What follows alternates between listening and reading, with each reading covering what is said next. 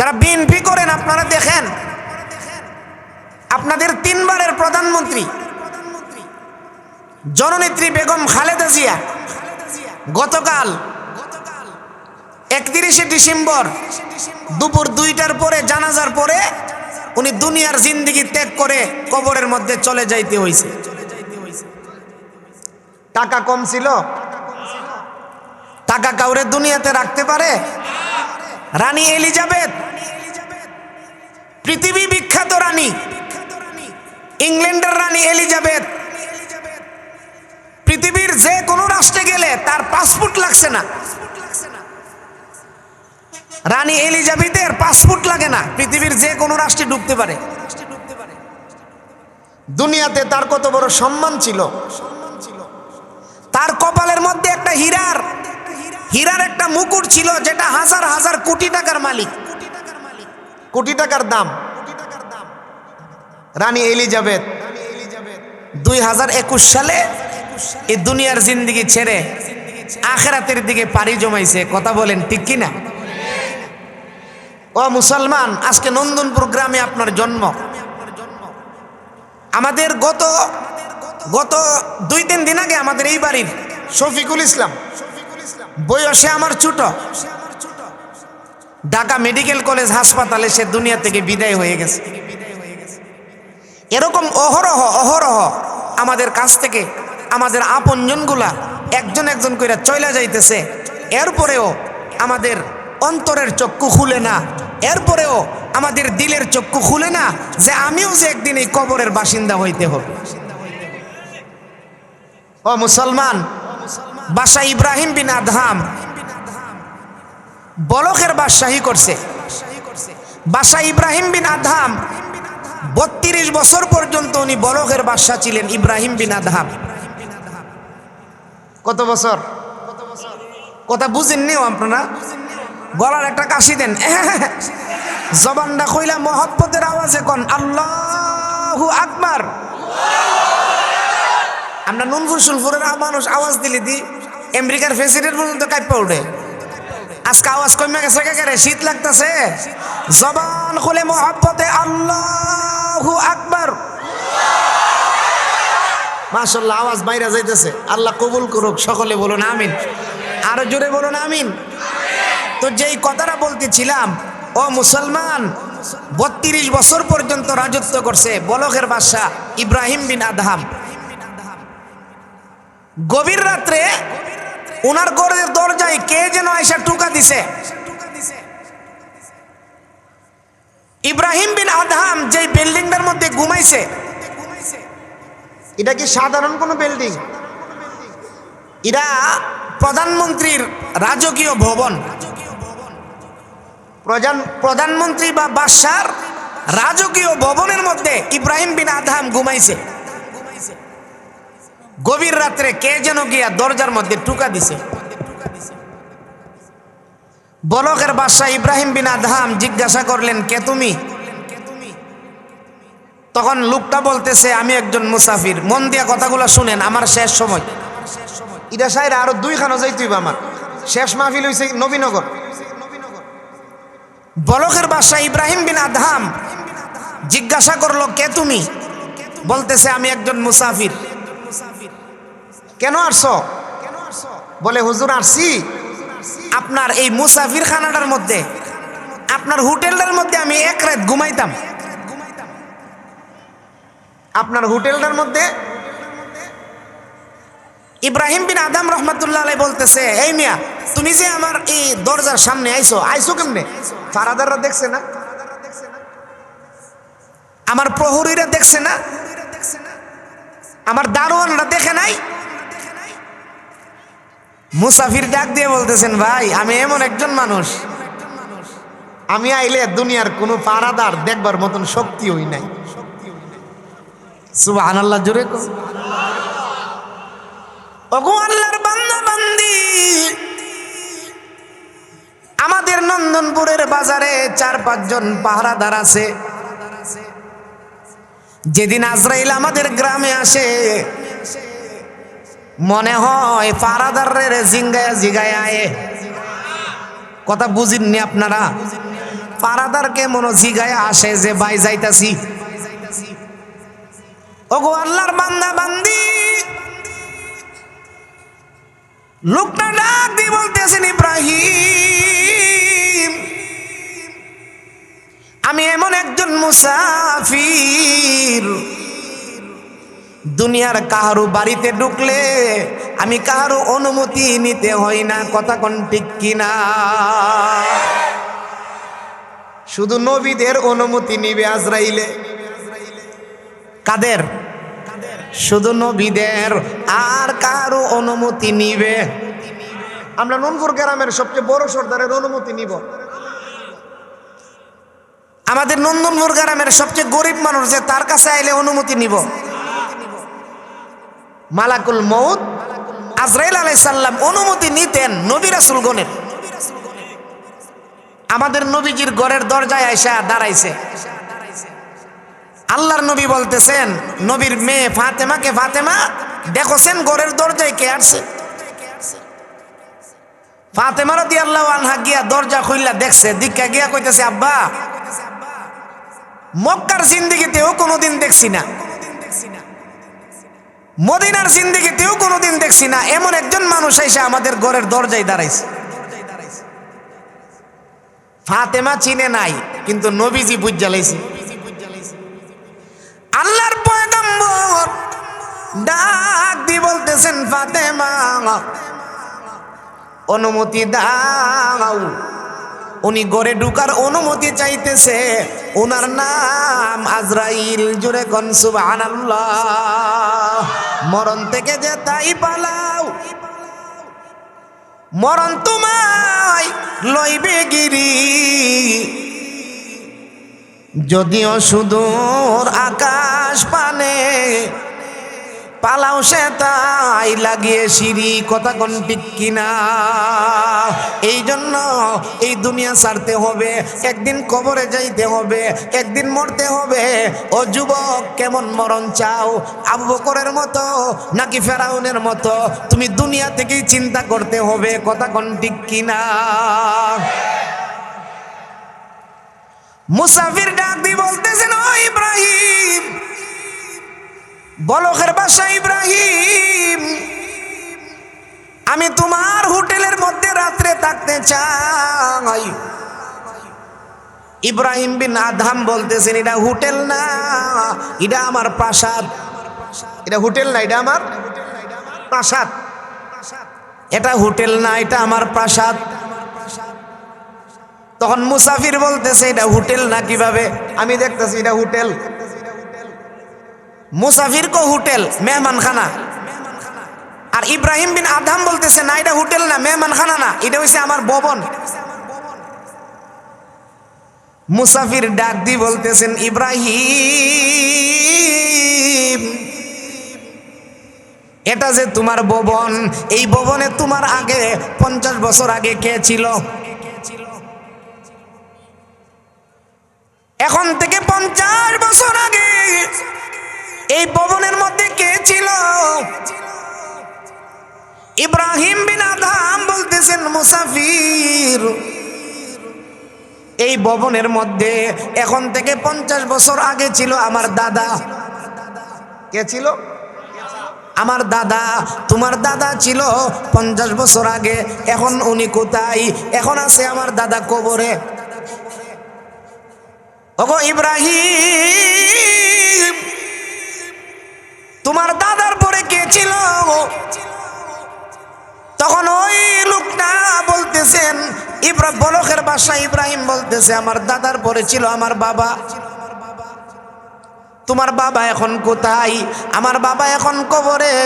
তখন মুসাফির ডাক দিয়ে বলতেছেন, ইব্রাহিম, মনে রাখো, দাদা যেইভাবে গেছে, তোমার বাবা যেইভাবে গেছে, তুমিও সেইভাবে যাইবা। তুমি গেলে তোমার ছেলে হবে এই বিল্ডিং এর মালিক।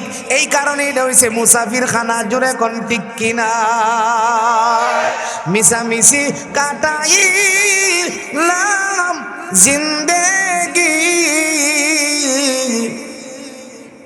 যাই না বই যা না করিলাম বন্দেগি। মিছামিছি কাটাইলাম জিন্দেগি যাই না বুঝা না করিলাম বন্দেগি।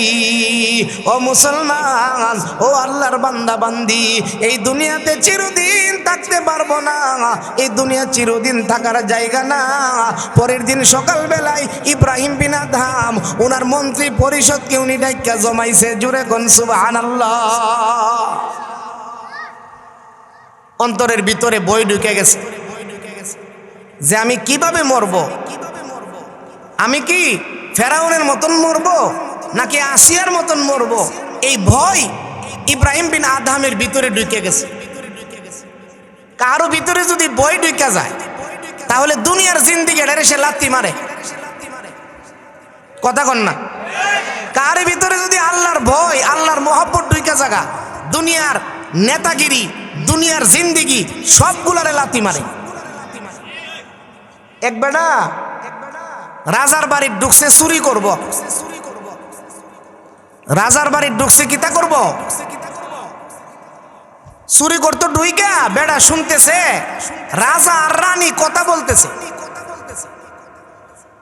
এই মাহফিলের সাইডে দিয়ে কেউ কথা কইেন না, একটা আওয়াজ যেন না হয় মাহফিলটার চতুর্পাশে। ওয়া শুনতে আসছেন, একটু চুপ করে ধৈর্য ধরে বসেন। রাজা আর রানী ঘরে কথা বলে, ঘরে সুর ঢুকছে। কি ঢুকছে?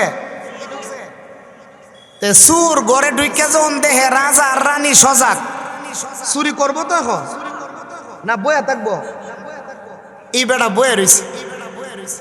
তো রানী রাজারে জিগাইতেছে যে রাজা সাহেব সারাদিন কাজকর্ম নিয়ে ব্যস্ত থাকেন, ঘরে যে মেয়ে একটা বিয়ার উপযুক্ত হইছে, এটার খবর আসেনি আপনার?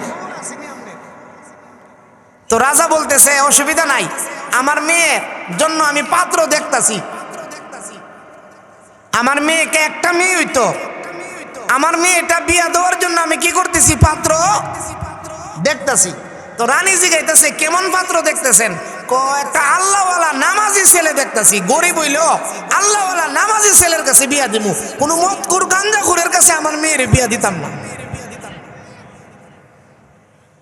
তো এই কথা শুন না সুরা বেড়া মনে মনে কইতাছে যে যে অফারটা যাইতাছে, যে অফারটা, এটা বাংলা লিঙ্গের অফার থেকে আরো বেশি। কথা কোন ঠিক না?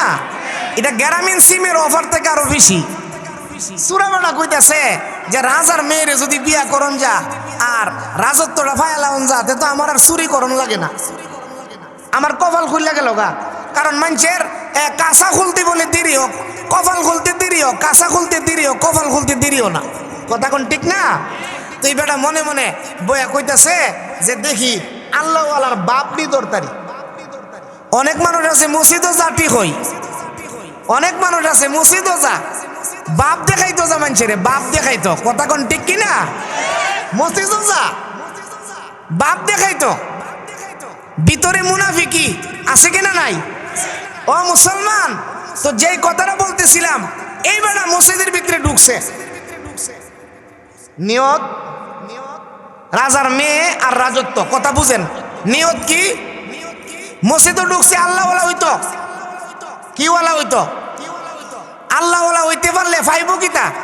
অফার। অফার রাজার মেয়েরে বিয়ে করতে পারবো, আবার কি পাইব? রাজত্ব পাইব। এই দুই অফার শূন্য মসজিদের ভিতরে ঢুকে গেছে। আল্লাহু আকবার। ঢাকার একজন বড় আলেম ওনার কিতাবে লেখছে,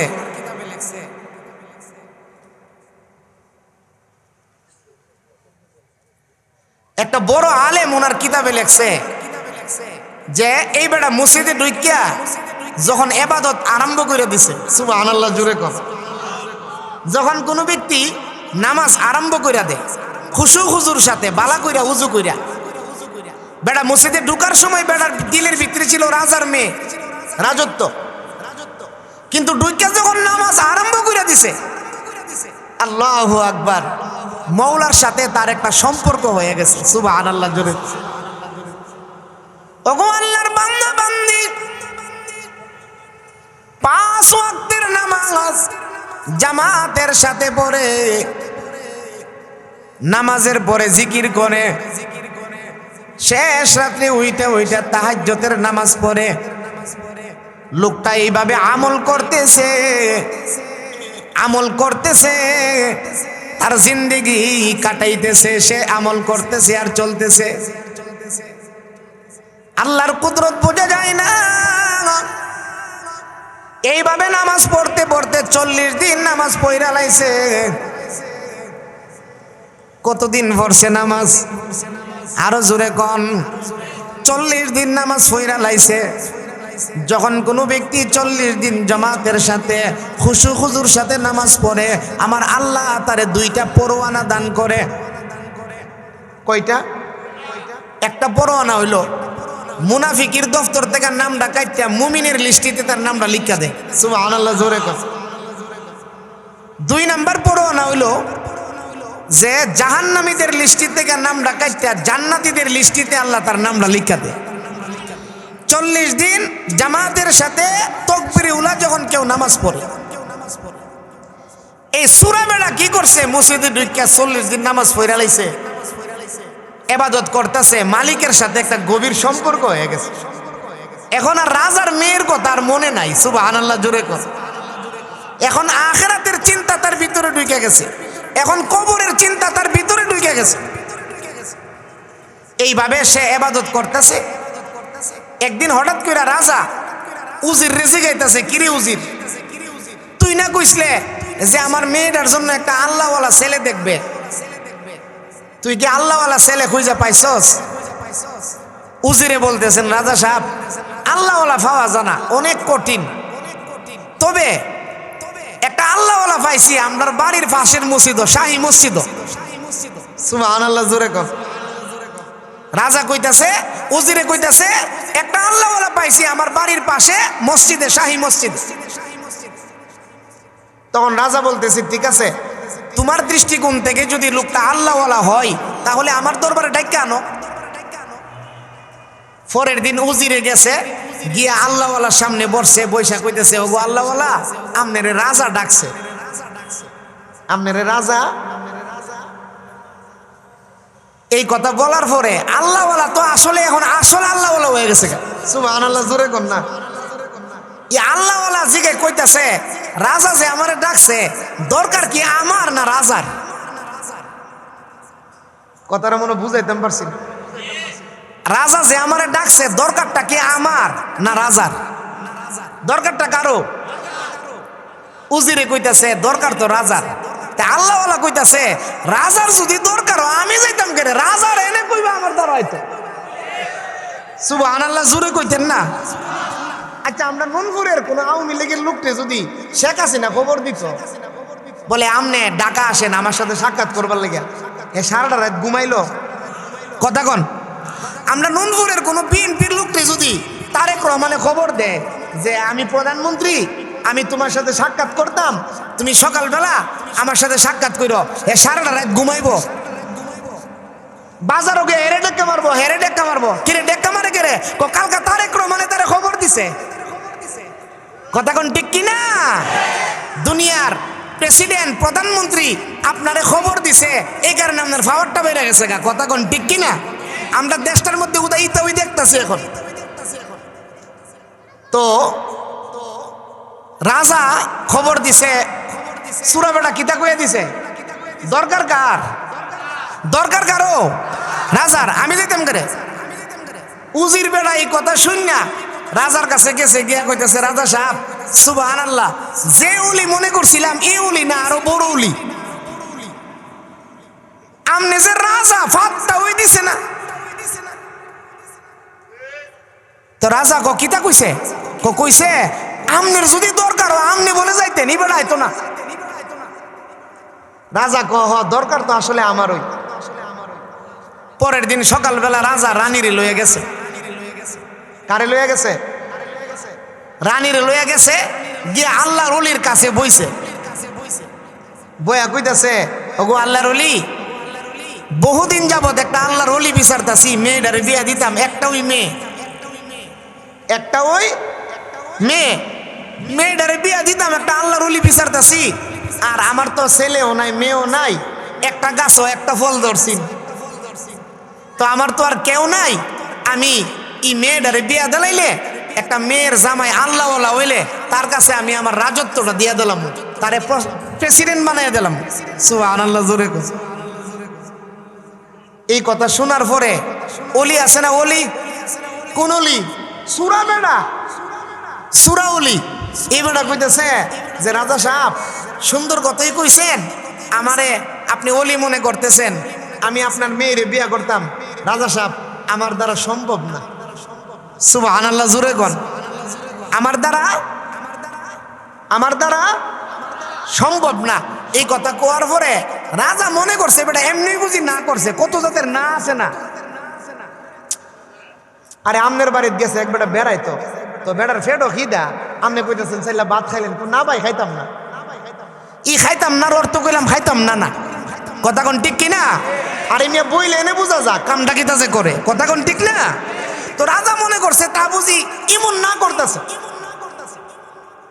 রাজা ডাক দিয়া কয়, আল্লাহর ওলি না কইরেন না, আমার একটাই মেয়ে, আমি রাজত্বটা আপনার হাতে তুইলা দিব, না কইরেন না আপনি। এই কথা বলার পরে সুরা বেড়া রাজার হাতও দুইটা কাইন্দা দিছে। সুবহানাল্লাহ, জোরে ডাক দিয়ে বলতেছেন, ওগো আল রাজা, ওগো মহারাজ, আমার মনের ভিতরে এই কথাই ছিল, কারণ আমি আপনার ঘরে ঢুকছিলাম চুরি করার জন্য, চুরি করার জন্য আমি ঢুকছিলাম, চুরি করার জন্য আমি ঢুইকা যখন শুনতে পাইছি আপনি বলছেন মেয়েটাকে আল্লাহওয়ালার কাছে বিবাহ দিবেন, তখন আমি নিয়ত করছি আল্লাহওয়ালা হয়ে যাব, রাজার মেয়েকে বিয়া করব। কিন্তু রাজা সাহেব যখন মসজিদে আসছি, এখন মসজিদে আইসা যখন নামাজ পড়তেছি, তাহাজ্জুদ পড়তেছি, এখন আমি আরেকটা মজা পাইছি, জুরে কোন সুবহানাল্লাহ। ওগো রাজা সাহেব, এখন আমি তাহাজ্জুদের মজা পাইছি, এখন আমি জিকিরের মজা পাইছি, এখন আমি জামাতের নামাজের মজা পাইছি, এখন আমি আরেকটা জগতের মজা পাইছি। রাজা সাহেব ঢুকার সময় নিয়ত ছিল আপনার মেয়েকে বিবাহ করব, কিন্তু আমার দিল আমার মৌলা কিনা নিয়ে গেছে, আমার দিল আমার আল্লাহ নিয়ে গেছে। এখন দিলের ভিতরে আপনার মেয়ে আর রাজত্বর মহব্বত নাই, এখন দিলের ভিতরে আল্লাহ এবং আল্লাহর রাসূলের মহব্বত। জুড়ে কোন সুবহানাল্লাহ। ও মুসলমান, ওগো আল্লাহর বান্দা বান্দিরা, ওগো আল্লাহর বান্দা বান্দি, ও মুসলমানেরা, যখন কারো অন্তরে মরণের বই ঢুকে, জাহান্নামের আগুনের বই ঢুকে, কবরের বই ঢুকে, ওই লোকটা চিন্তা করে আমার মরণটা যেন জান্নাতি মরণ হয়, কথা কোন ঠিক কিনা? আমার মরণ যেন জান্নাতি মরণ হয়, আমার যেন রাস্তাঘাটে মরণ না হয়, আমার মরণ যেন সুৎখুর অবস্থায় না হয়, আমার মরণ যেন তওবারও ভালোতে হয়, কথা বলেন, আমার মরণ যেন ইবাদতের মধ্যে হয়। গত 4-5 দিন আগেও দেখলাম এক লোক কোন জায়গায় জানে, ফজর নামাজের সেজদার মধ্যে দুনিয়া থেকে বিদায় হয়ে গেছে। ফজরের নামাজ পড়তে গেছে মসজিদে, সেজদার মধ্যে দুনিয়া থেকে বিদায় হয়ে গেছে। এই জন্য ভাই, মরণ দুই প্রকার, আপনি কোন মরণটা চান আপনি নিজের নিয়ে একটু চিন্তা করেন, একটু ভাববেন, আপনি একটু চিন্তা করেন। আপনাকে মরণের কথা বুঝাইয়া দেওয়ার মতন যোগ্যতা কোনো মৌলবীর নাই যদি আপনি না বুঝেন, কথা কন না। যদি আপনি নিজে না বুঝেন তাহলে দুনিয়ার কোনো মৌলবী আপনারে বুঝাই দেওয়ার মতন কোনো যোগ্যতা রাখে না, কথা বলেন ঠিক কিনা? কারণ মৌলবীরা জাহান্নামের আগুন দীক্ষা আইছে না, আমরা দুজখের আগুন দীক্ষা আইছি, কবরের আযাব দীক্ষা আইছি। বাংলাদেশের কোনো আলেম কবরের আযাব দীক্ষা আইছে? আল্লাহ কোরআনে বলছে, নবী হাদিসে বলছে, এইগুলো আলেমরা বয়ান করে আমরা শুনি, কথা কোন ঠিক না? এছাড়া এর থেকে বেশি কিছু বলার মতন নাই। ও মুসলমান যুবক, তুমি চিন্তা করো তোমার কবর তুমি কিভাবে সাজাইবা, ও মুসলমান যুবক, তুমি চিন্তা করো তোমার আখিরাত তুমি কিভাবে সাজাইবা, তোমার পরকাল তুমি কিভাবে সাজাইবা। একটু চিন্তা করো রে যুবক। ও আল্লাহর বান্দা, কবরে যাইতে হবে, কবরের জমিনে সইতে হবে। দুনিয়ার কোনো শক্তি রাখার মতন কোনো ক্ষমতা কাহারও নাই। এই যে একটা শীত যাইতেছে, শীত, একটা বিছানার মধ্যে যে আপনারা বয়ে রয়েছেন, ঠান্ডা লাগতেছে, কইলাম ঠান্ডা লাগতেছে না? আচ্ছা, কবরের মধ্যে নিয়ে শুয়াইলে তো এই বিছনাটাও দিয়া দিত না, কথা কন না? এই শীতের মধ্যে আপনি আপনার কবরে কিভাবে থাকবেন? ও মুসলমান, ওগো আল্লাহর বান্দা বান্দি, এই জন্য আমরা জান্নাতি মরণ চাই আল্লাহ তাআলার কাছে। জান্নাতি মরণ যদি চাই, আল্লাহ বলেন বান্দা ক্বালু রাব্বুনাল্লাহ, যদি তুমি জান্নাতি মরণ চাও তাহলে তুমি বলো রব আমার আল্লাহ। তুমি যদি জান্নাতি মরণ চাও তুমি বলো রব আমার আল্লাহ। আল্লাহ ছাড়া কোনো মালিক নাই, আল্লাহ ছাড়া কোনো খালেক নাই। ওরে আল্লাহর বান্দা, তুমি দুনিয়াতে আইসা অনেক কিছুই চিনলা, কিন্তু আমার মৌলারে চিনলা না। ওরে আল্লাহর বান্দা যুবক, সেন্ট মার্টিন গেছো বউ লইয়া ঘোরার জন্য, কক্সবাজার গেছো বউ লইয়া ঘোরার জন্য, সাগরটা দেখতেছো আর কইতাছো সাগর কত সুন্দর। সেন্ট মার্টিন গিয়া সাগর দেখতেছো আর বলতেছো সাগর কত সুন্দর। একটু চিন্তা করলা না, এই সাগরটা যিনি বানাইছে আমার আল্লাহ কত সুন্দর, কথা কোন ঠিক কিনা? সাগর পাহাড় ঝর্ণা নহর সৃষ্টি যত এ ভুবনময়ী, পাইছে তা খুঁজে ঠিকানা তোমার, প্রভু তোমার পরিচয়। ও মুসলমান, ওগো আল্লাহর বান্দা বান্দি, দুনিয়াতে অনেক কিছুই চিনলা, অনেক কিছুই বুঝলা। মাধবকুণ্ড গিয়া ঝর্ণার কিনারায় দাঁড়াইয়া ছবি উড়াইলা আর চিন্তা করলা ঝর্ণাটা কত সুন্দর। একটু চিন্তা করলা না, যে আল্লাহ আমার ঝর্ণাটা বানাইছে আমার আল্লাহ কত সুন্দর, কথা কোন ঠিক কিনা? একটু মহব্বতে আওয়াজ দিয়া লা ইলাহা ইল্লাল্লাহ, একটা জোরে আওয়াজ দেনছেন,